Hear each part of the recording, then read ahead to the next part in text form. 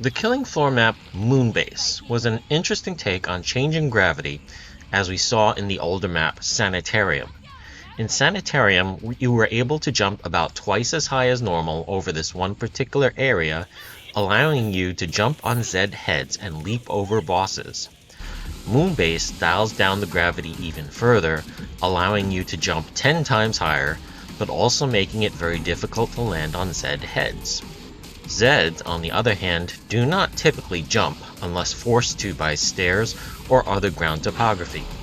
What that means is that you can use vertical height to get away from Zed attacks rather than constant running away or running backwards to avoid Zed attacks. The other very interesting feature to the Moonbase map is this radial layout where 4 wings branch off this central room. The trader will swap between wings, forcing you to, in theory, change location every wave. But as I just mentioned, you have the option of avoiding Zed attacks by moving along the Z-axis, an option immortalized in Star Trek II: Wrath of Khan.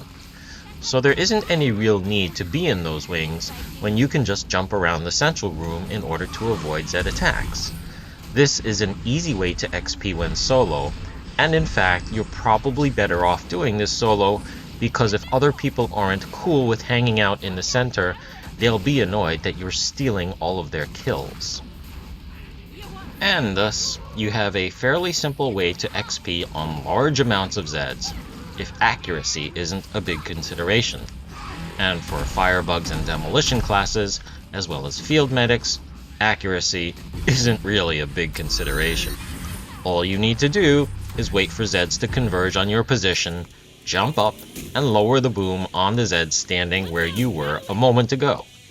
Because this is the tactic, the ideal weapon for either a Firebug or a Demo is the Husk Cannon, because it gives XP to either class, is fairly ammo efficient, and only one Zed has a resistance to it because it's both damage types.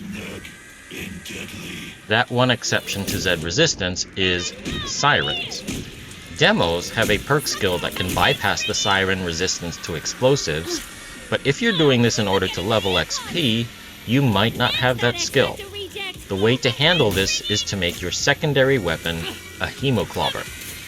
The Hemoclobber heavy attack has a point-blank area gas attack that does enough damage to kill Sirens and heals you at the same time, making it absolutely the perfect secondary weapon. You now have area damage and healing that should be enough for almost anything.